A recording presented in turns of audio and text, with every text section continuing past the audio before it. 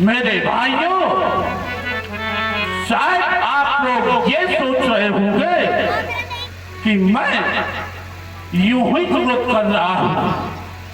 ऐसा नहीं है, क्योंकि कुछ क्षण पूर्व जब मैंने रंगशाला की ओर दृष्टिपात किया था तो स्थिति कुछ और थी। देख रहा था कि ये भूप सहासे दासो, ये भूप सहासे दासो और एकाई वारा ये लगे उठावानी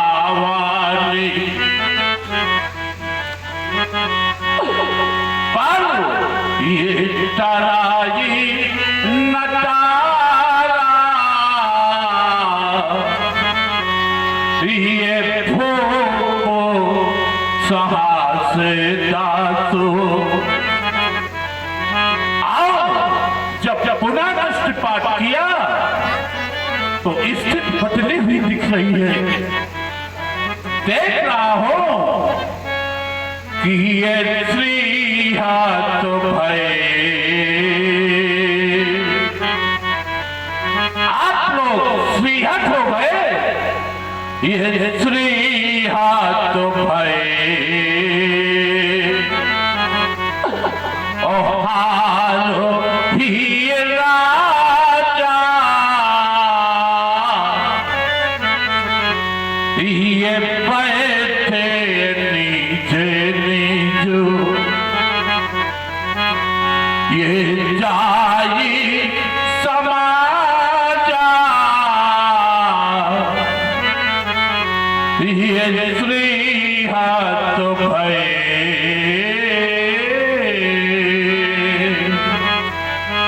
जब त्रिलोक की समस्त विभूतियां इस रंगशाला के अंतर्गत विराजमान हो, फिर भी मेरे प्रण की पूर्ति नहीं, तो बताओ कौन क्यों ना करूं?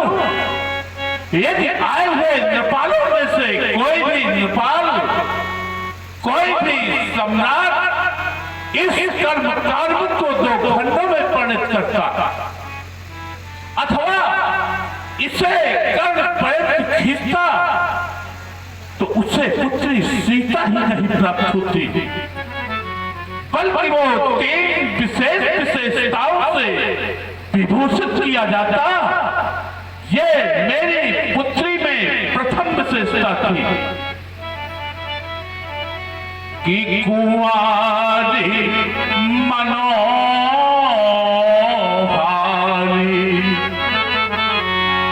बीजाए बाढ़ी और की राती आती कामनी,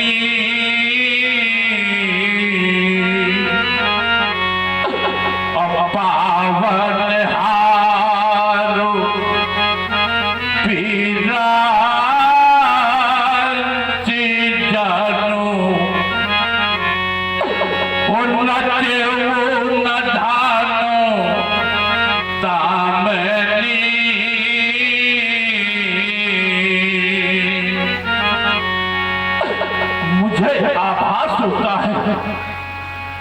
मानो पुत्री सीता के प्राप्त करने वाले को ब्रह्मा ने रचा ही नहीं।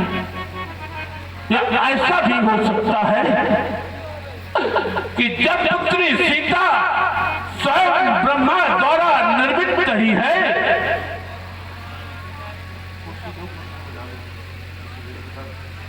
इसने भी सोचा होगा कि मुझे प्राप्त करने वाला राम करण सिंह कछवा जनक जी के कर्ण वाणी से द्रवित होकर के 100 मुद्रा व्यक्त की है। कोट कोट धन्यवाद। निर्मित नहीं होना चाहिए। बेटी अस्त्रपात कर रही हो लाडली, ये जब तक मेरा जीवन है तुम्हारे जीवन का संपूर्ण दायित्व मेरे ऊपर है लाडली।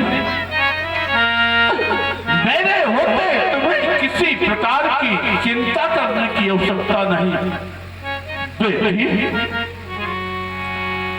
ये सजलो करो मत नैनो जाने की ये विधि का लिखा विधान किसी के ताले ना तलता और भाग्य का लिखा तो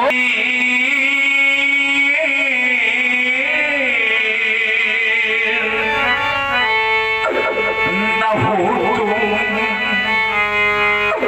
बेटी अभी अधीर,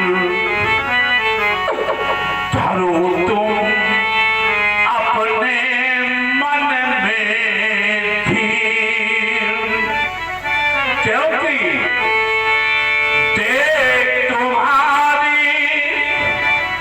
दशा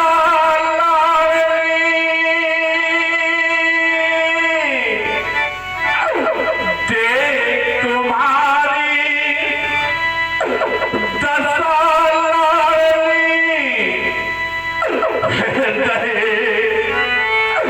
धरती माँ का फटता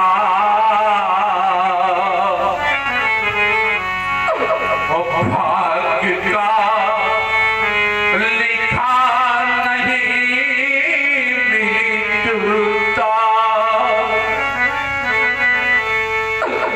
तो तल है ये अपना अटल विश्वास है बेटी कि अटल है विधि का अगर विधान, अटल है विधि का अगर विधान, तो अटल माँ गौरी का वरदान और पड़ेंगे धूप तुम्हें भगवान। और प्रवित हुए आप सुने जनक जी की बड़ी कहानी पाए। अटल है विधि का